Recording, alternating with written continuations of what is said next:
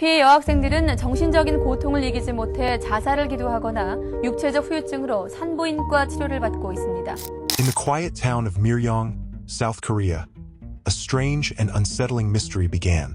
This is the story of the Miryang Group rape case, a story full of secrets and surprises. It started with a group of high school students who seemed normal but got involved in something very dark. Dive into this mystery and uncover the truth behind the whispers and shadows of Miryang.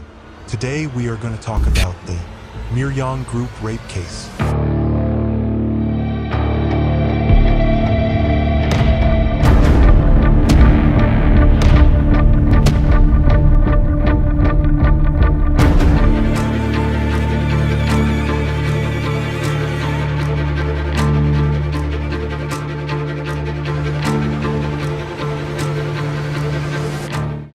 In June 2003, a young girl around the age of 14 named Choi lived in the quiet town of Miryang, South Korea.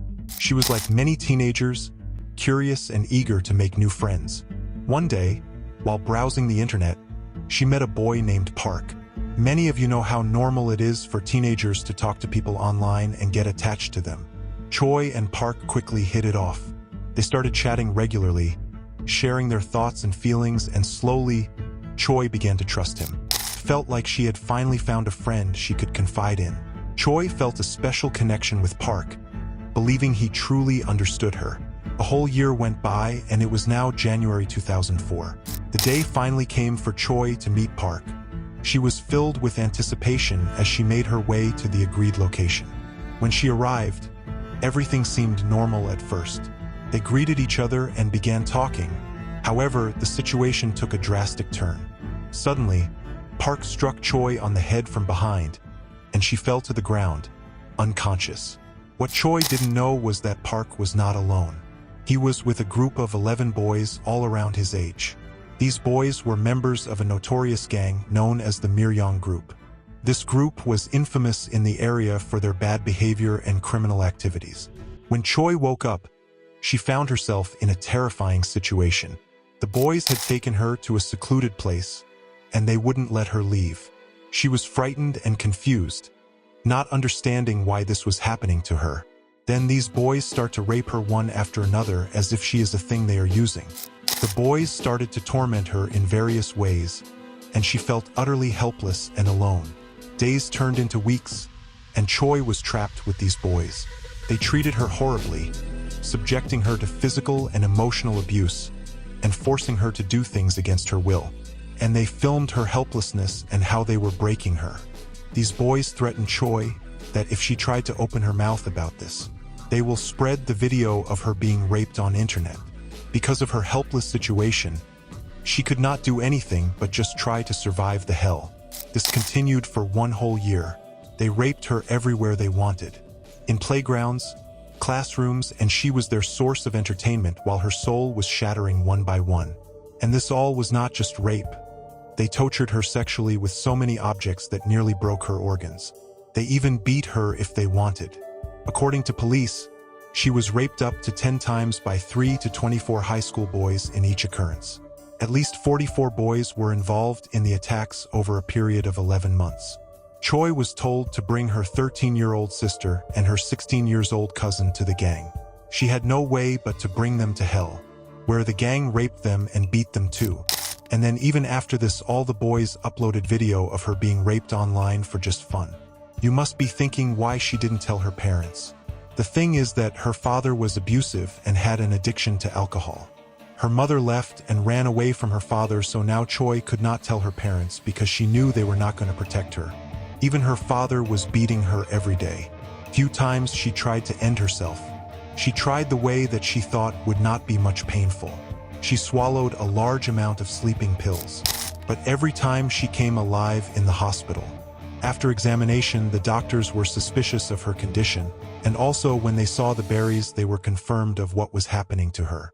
So on November 25, 2004, Choi's aunt reported this rape and all incidents. The investigation started. Turned out that there were 5 more teenagers who were being raped by the gang members.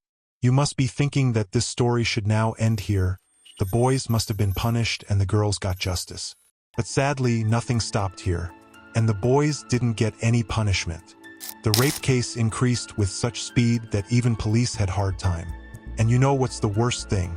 The police told the victims that they ruined the reputation of the city. Can you believe this? The people who are here to protect you are blaming you for something you didn't even do. When she decided to join school, no one took a raped victim in their school.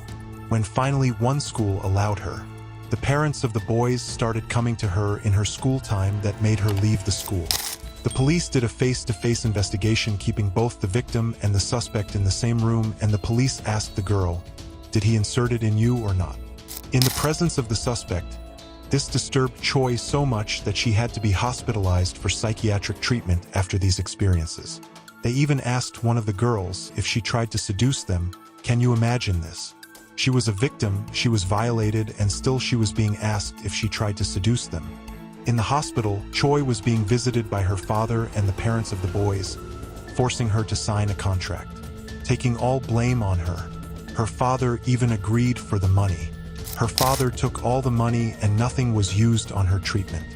After the sister's aunt reported the rapes to the police, 3 of the boys were arrested. Following protests from the victims and public, another 9 students were arrested and 29 charged.